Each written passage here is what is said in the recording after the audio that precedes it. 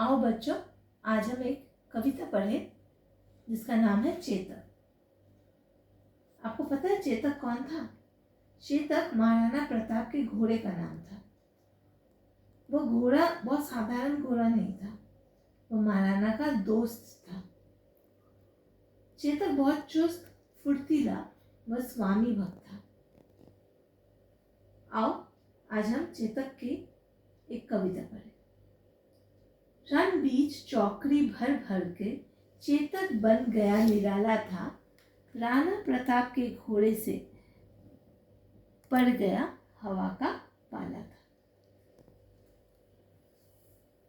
यहाँ एक रणभूमि की दृश्य दर्शाया गया है। कवि कहते हैं कि रण का मैदान है जिसके बीच में राणा प्रताप अपने घोड़े के साथ लड़ रहे हैं। वह कहते हैं कि राणा प्रताप का घोड़ा जो था वह बहुत ही अनोखा घोड़ा था।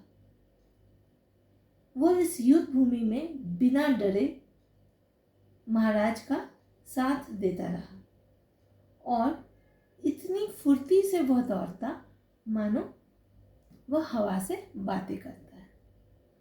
गिरता न कभी चेतक तन पर राणा प्रताप का घोड़ा था। वह दौड़ रहा अड़ी मस्तक पर या आसमान का घोड़ा था।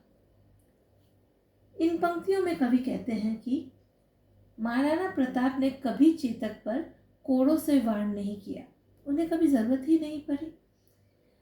चेतक राणा प्रताप का दोस्त था। वह अच्छे से समझ सकता था कि राणा प्रताप क्या चाहते थे। उन दोनों के बीच में बहुत समझदारी थी। दोनों एक दूसरे की बातें बहुत अच्छी तरह से समझते थे। युद्ध भूमि में चेतक इस तरह दुश्मनों के बीच में दौड़ रहा था मानो वह आसमान का घोड़ा था। जो तनिक हवा से बाग हिली लेकर सवार उड़ जाता था। राणा की पुतली फिरी नहीं तब तक चेतक मुड़ जाता था।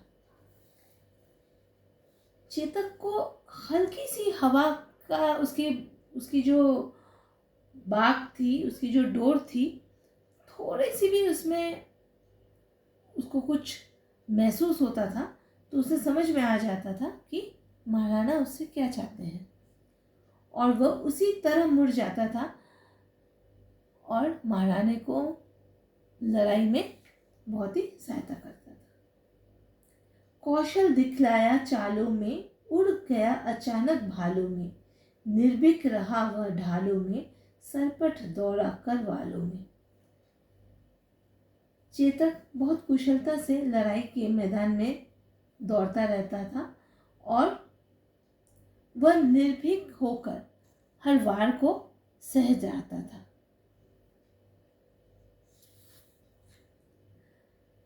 है यही रहा अब यहाँ नहीं, वह वही रहा है वहाँ नहीं। थी जगह न कोई जहाँ नहीं, वह अड़ी मस्तक पर कहाँ नहीं। चेतक को कोई भी चीज से डर नहीं लगता था। वह हर तलवार का वार को बहुत निर्भीकता से झेल जाता था। वो इतनी तेज गति में दौड़ता था, लोग समझ ही नहीं पाते थे, उसके दुश्मन समझ ही नहीं पाते थे कि घोड़ा है कहाँ या महाराणा कहाँ पे है।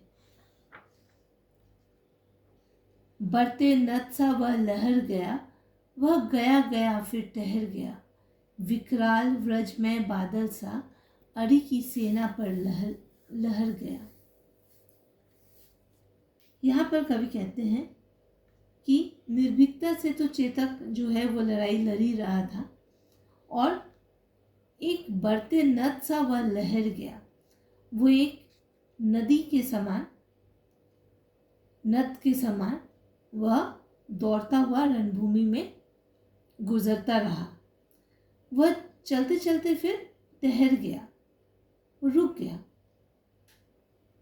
विकराल विकराल व्रज में बादल सा अरि की सेना पर लहर गया। जो अरि मतलब दुश्मन, दुश्मन की जो विकराल सेना थी वह लहरों की तरह उस पर टूट पड़ा।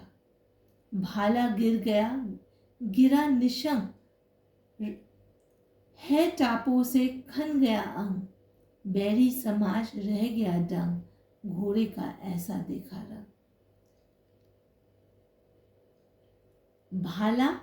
भाला जो है, भाला गिर चुका था। गिरा निशंक, निशंक मतलब क्या, जिसमें वो तीर रहता था, तरकश जो है टापों से खन गया अंग, मतलब घोड़े का जो अंग था वो घोड़े का तोप के वारों से घोड़े का अंग जो है वो घायल हो चुका था।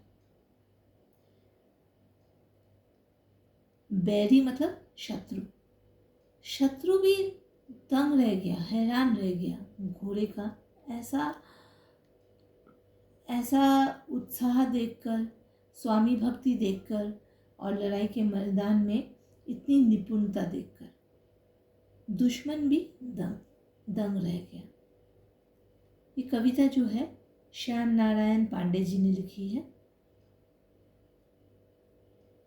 और